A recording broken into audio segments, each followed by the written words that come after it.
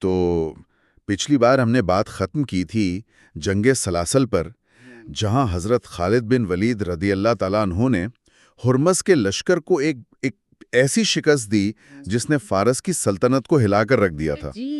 لیکن ظاہر ہے اتنی بڑی سلطنت وہ ایک شکست سے تو ہار نہیں مانتی۔ بالکل نہیں، اور ہمارے ذرائع یہی بتاتے ہیں کہ مدائن میں بیٹھے شہنشاہ نے فوراً ایک اور لشکر روانہ کیا۔ اچھا، اور اس بار سالار تھا قارن، جسے فارس کے بہترین، آپ کہہ لیں ٹاپ جنرلوں میں شمار کیا جاتا تھا۔ تو مقصد صاف تھا کہ بدلہ لیا جائے اور مسلمانوں کا نام و نشان مٹا دیا جائے۔ تو وہ بڑی تیزی سے اپنے لشکر کے ساتھ ابلا کی طرف بڑھ رہا تھا کہ راستے میں مزار کے مقام پر اس کا سامنا ہوا ہرمز کے بھاگے ہوئے سپاہیوں سے۔ تو یہ تو صرف ایک فوجی شکست کا منظر نہیں ہوگا، یہ تو پوری ساسانی سلطنت کے لیے ایک طرح سے مورال کی تباہی تھی۔ ان کی حالت کیا تھی؟ حالت اتنی بری تھی، ذرائع بتاتے ہیں کہ قارن انہیں دیکھ کر غصے سے بے قابو ہو گیا۔ اس نے چیخ کر کہا، تم پر ذلت کی لعنت ہو، تم ان عربوں سے ڈر کر بھاگ آئے جنہیں تم کیڑے مکوڑے سمجھتے تھے۔ اور اسی دوران اسے اپنے جرنیل بھی نظر آئے ہوں گے؟ جی بالکل، اسی وقت اس نے دیکھا کہ ہرمز کے جو 2 نائب سالار تھے، کوباز اور انوش جان، وہ بھی شرمندگی سے سر جھکائے چلے آ رہے ہیں۔ یہاں پر تو صورتحال بہت دلچسپ ہو گئی ہوگی، ایک کامیاب جرنیل کا سامنا 2 شکست خوردہ جرنیلوں سے۔ قارن نے انہیں کیا کہا؟ اس نے اپنا گھوڑا ان کے سامنے روکا اور بہت طنز سے کہا، ہرمز کی موت کی خبر تو میں نے سن لی تھی، لیکن مجھے یقین نہیں تھا کہ تم دونوں زندہ بھاگ آؤ گے۔ واہ! پھر اس نے سیدھا الزام لگایا، کیا تم ان گوار اور اجڑ عربوں سے ہار گئے؟ تم بزدل ہو۔ یہ تو بہت بڑا الزام ہے، خاص طور پر ایک جرنیل کے لیے۔ تو انہوں نے دفاع کیا اپنا یا بس سر جھکا لیا؟ نہیں، یہیں سے ہمیں ساسانی فوج کی اندرونی کمزوریوں کا پتہ چلتا ہے۔ انوش چاند نے ہمت کر کے جواب دیا۔ اچھا؟ اس نے کہا، ہم بزدل نہیں ہیں اور نہ ہی ہم چھپنے کے لیے بھاگے ہیں، ہمیں ہرمز کی غلطیوں نے مروایا ہے۔ اپنی غلطی نہیں مانی؟ نہیں، اس نے کہا کہ مسلمانوں کے سالار بہت قابل ہیں، یہ ٹھیک ہے، لیکن اصل مسئلہ ایرانی فوج کے اپنے اندر تھا۔ اور وہ کیا تھا؟ زنجیریں۔ اس نے بتایا کہ ہمارے سپاہیوں کو زنجیروں سے باندھا گیا تھا تاکہ وہ بھاگ نہ سکے۔ ایک منٹ، وہ اپنے سپاہیوں کو زنجیروں سے باندھتے تھے؟ یہ تو فوجی لحاظ سے خودکشی ہوئی نا؟ بالکل، اور یہ ساسانی فوج کے 2 بڑے مسائل کی نشاندہی کرتا ہے۔ پہلا، قیادت کو اپنے سپاہیوں پر بالکل بھروسہ نہیں تھا۔ صحیح۔ انہیں لگتا تھا کہ موقع ملا تو یہ بھاگ جائیں گے۔ اور دوسرا، ان کی جنگی حکمت عملی بہت سخت تھی، غیر لچکدار تھی۔ وہ سمجھتے تھے کہ ایک آہنی دیوار بنا کر دشمن کو کچل دیں گے۔ اور مسلمان تیز رفتار لچکدار حملوں کے لیے مشہور تھے؟ جی ہاں، انہوں نے اسی کمزوری کا بھرپور فائدہ اٹھایا۔ انوشچا نے وضاحت کی، جب مسلمانوں نے دیکھا کہ ہمارے فوجی زنجیروں میں جکڑے ہوئے ہیں تو انہوں نے آمنے سامنے لڑنے کے بجائے دائیں بائیں سے حملہ کرنا شروع کر دیا۔ تو وہ حرکت ہی نہیں کر سکتے تھے؟ بالکل، اس نے کہا، ہمارے فوجی دستے حرکت ہی نہیں کر سکتے تھے، ہماری زبان گھوم پھر کر لڑنے سے قاصر تھی۔ یہ ایک طرح سے اعتراف تھا کہ فارسی فوج جدید جنگی چالوں کے لیے تیار ہی نہیں تھی۔ اور اس نے مسلمانوں کے بارے میں ایرانیوں کے تصور کو بھی چیلنج کیا، یہ جو اجڑ اور گوار والی سوچ تھی۔ بالکل، انوشیان نے قارن سے کہا، تم انہیں اجڑ کہہ رہے ہو، ہرمز بھی یہی کہتا تھا، لیکن میدان جنگ میں ہم نے کچھ اور ہی دیکھا ہے۔ یعنی ایک فارسی سالار کھلے عام تسلیم کر رہا تھا کہ ان کی پوری قیادت مسلمانوں کو سمجھنے میں بری طرح ناکام رہی ہے۔ جی، وہ اپنے ہی غرور کے جال میں پھنسے ہوئے تھے۔ تو ایک طرف دشمن کی فوج بکھر کر بھاگ رہی تھی، لیکن حضرت خالد بن ولید رضی اللہ تعالیٰ عنہ کی حکمت عملی صرف میدان جیتنے تک محدود نہیں تھی، وہ اس فتح کو ایک فیصلہ کن ضرب میں بدلنا چاہتے تھے۔ یہ ایک بہت دلیرانہ فیصلہ تھا۔ اسلامی لشکر تھک چکا تھا، لیکن حضرت خالد رضی اللہ تعالیٰ عنہ جانتے تھے کہ اگر دشمن کو سنبھلنے کا موقع دیا تو وہ دوبارہ خطرہ بن سکتا ہے۔ صحیح۔ انہوں نے اپنی فوج کو اکٹھا کیا اور ایک زبردست تقریر کی۔ انہوں نے کہا، اگر یہ بھاگتے ہوئے فارسی زندہ بچ گئے تو کیا تمہیں اپنی فتح کا مزہ آئے گا؟ اور سپاہیوں کا رد عمل کیا تھا؟ وہ تو تھکے ہوئے تھے۔ ان کے جوش کا عالم یہ تھا کہ ایک صحابی نے جواب دیا، خدا کی قسم، ہمیں صرف آپ کے حکم کا انتظار ہے۔ واہ! اس کے بعد حضرت خالد رضی اللہ تعالیٰ عنہ نے یہ مشکل ذمہ داری مثنی بن حارثہ کو سونپی اور انہیں 2000 سواروں کے ساتھ تعاقب کے لیے روانہ کیا۔ یہ تعاقب آسان تو نہیں رہا ہوگا۔ دشمن نہ صرف بھاگ رہا تھا بلکہ بکھر بھی گیا تھا۔ بہت مشکل تھا۔ ایرانیوں نے جب دیکھا کہ مسلمان ان کے پیچھے آ رہے ہیں تو وہ اپنا سارا سامان یہاں تک کہ ہتھیار پھینک کر بھاگنے لگے۔ اچھا۔ وہ پہلے ٹولیوں میں تھے کہ اکیلے اکیلے بھاگنے لگے تاکہ پکڑے نہ جائیں۔ اس کی وجہ سے مسنہ کے دستے کو بھی پھیلنا پڑا، جس سے یہ مشن اور بھی خطرناک ہو گیا۔ اور اسی تعاقب کے دوران ایک غیر متوقع موڑ آیا، ایک قلعہ جسے حسن المرات یعنی عورت کا قلعہ کہا جاتا ہے۔ جی، یہ قلعہ راستے میں ایک رکاوٹ بن گیا۔ یہاں مسنہ اور ان کے ساتھیوں کے درمیان ایک بہت ہی دلچسپ مکالمہ ہوتا ہے۔ کیا ہوا وہاں؟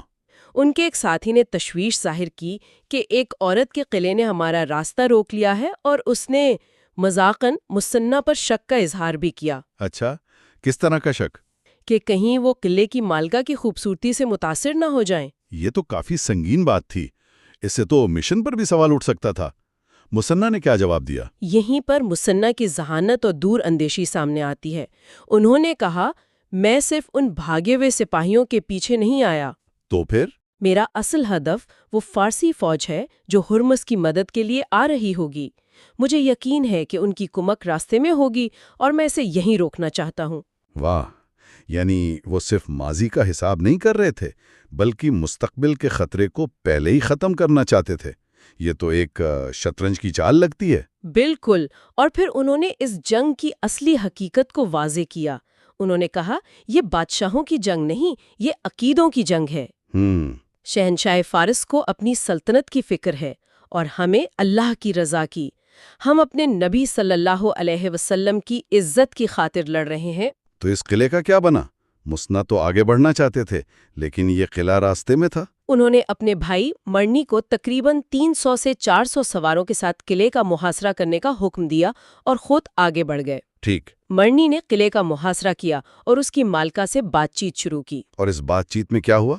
ذرائع تو کافی تفصیل بتاتے ہیں لیکن اس کا خلاصہ کیا ہے؟ خلاصہ یہ ہے کہ قلعے کی مالکہ، جو ایک خوبصورت اور ذہین عورت تھی، اس نے پہلے تو انکار کیا۔ انکار؟ کس بات سے؟ کہ اس نے کسی فارسی فوجی کو پناہ دی ہے۔ اس پر مونا نے اسے دھمکی دی، لیکن ساتھ ہی اسلامی اصولوں کی وضاحت بھی کی۔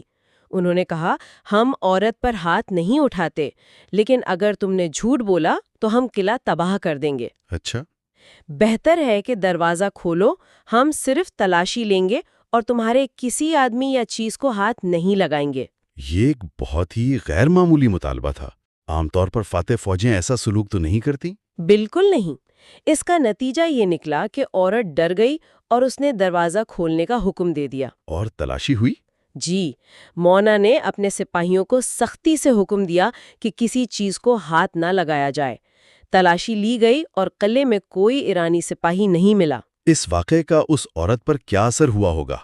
وہ تو بدترین سلوک کی توقع کر رہی ہوگی۔ وہ شدید حیران تھی۔ اس نے منیا سے کہا کہ میں نے فاتح فوجوں کو ہمیشہ لوٹ مار کرتے اور عورتوں کو کھلونا بناتے دیکھا ہے۔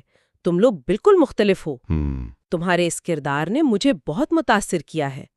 اس پر منیا نے ایک بہت گہری بات کہی، ہمارا حکم قلعوں کو نہیں، دلوں کو فتح کرنا ہے۔ اور اس گفتگو کا نتیجہ یہ نکلا کہ اس عورت نے نہ صرف اسلام قبول کرنے کی خواہش ظاہر کی بلکہ منیا کو شادی کی پیشکش بھی کر دی۔ اچھا۔ لیکن منیا نے شرط رکھی کہ وہ اور اس کا پورا قبیلہ پہلے اسلام قبول کریں۔ اس عورت نے یہ شرط فوراً مان لی۔ مورخین نے اس کا نام نہیں لکھا لیکن یہ واقعہ اس بات کی ایک روشن مثال ہے کہ اس جنگ میں مسلمانوں کا کردار ان کی تلوار سے زیادہ طاقتور ہتھیار تھا۔ بالکل۔ اب ذرا منزل بدلتے ہیں۔ جب یہ سب کچھ عراق کی سرحد پر ہو رہا تھا، فارس کے دارالحکومت مدائن میں شہنشاہ اردشیر تک یہ خبریں کیسے پہنچی اور اس کا رد عمل کیا تھا؟ اردشیر شدید بے چینی کا شکار تھا۔ جب قارن کا قاصد دربار میں پہنچا اور اس نے شکست کی پوری تفصیل سنائی تو اردشیر پر جیسے آسمان ٹوٹ پڑا۔ قاصد نے کیا بتایا؟ اس نے بتایا کہ کیسے ہرمز میں حضرت خالد رضی اللہ تعالیٰ عنہ کو دھوکے سے مارنے کی کوشش کی، لیکن ایک گمنام مسلمان سوار نے آ کر اس کے سارے محافظوں کو ختم کر دیا، اور پھر حضرت خالد نے ہرمز کو قتل کر دیا۔ یہ خبر سن کر اردشیر کی جسمانی اور ذہنی حالت کیا ہوئی؟ یہ صرف ایک فوجی شکست نہیں تھی، یہ اس کی سلطنت کی بنیادوں پر حملہ تھا۔ ذرائع بتاتے ہیں کہ وہ خبر سن کر سکتے میں آ گیا، اس کا سر جھک گیا اور وہ بغیر کچھ کہے دیوار کا سہارا لیتا ہوا اپنے کمرے تک پہنچا۔ اور پھر تھوڑی دیر بعد محل میں افراتفری مچ گئی۔ طبیب دوڑنے لگے کیونکہ شدید صدمے کی وجہ سے اسے مرگی کا دورہ پڑ گیا تھا۔ تو یہ فارس کی سلطنت کے لیے کتنا بڑا دھچکا تھا؟ یہ ایک بہت بڑی نفسیاتی شکست تھی۔ یہ فارس پر دوسری بڑی ضرب تھی۔ پہلی رومیوں کے ہاتھوں لگی تھی، لیکن وہ ایک برابر کی طاقت تھے۔ صحیح۔ وہ جرنیل جسے مدد کے لیے بھیجا گیا تھا، قرن، وہ کہاں تھا اور کیا کر رہا تھا؟ قارن ابھی تک دریائے موکل کے کنارے رکا ہوا تھا۔ وہ ہرمز کی فوج کے بھاگے ہوئے سپاہیوں کو اکٹھا کر کے اپنے لشکر میں شامل کر رہا تھا۔ تو وہ سمجھ چکا تھا کہ یہ کوئی معمولی لڑائی نہیں ہے۔ جی، وہ بہت احتیاط سے مسلمانوں کا مقابلہ کرنے کی منصوبہ بندی کر رہا تھا، کیونکہ اسے اندازہ ہو گیا تھا کہ مسلمان پیچھے نہیں ہٹیں گے بلکہ مزید آگے آئیں گے۔ السلام علیکم ناظرین، ہمارا کنٹینٹ مستند کتابوں سے لیا گیا ہے اور 100% آتھینٹک ہے۔ ہماری ویڈیو ترتیب وار دیکھنے کے لیے ہمارے چینل پر جائیے، پلے لسٹ کے بٹن کو کلک کیجیے اور یہاں سے ایپیسوڈز کو ترتیب وار سنیے۔ اور ایسے ہی معلومات سے عرب بھرا کا صحرا کنٹینٹ دیکھنے کے لیے ہمارے چینل کو لائک، شیئر اور سبسکرائب کیجیے۔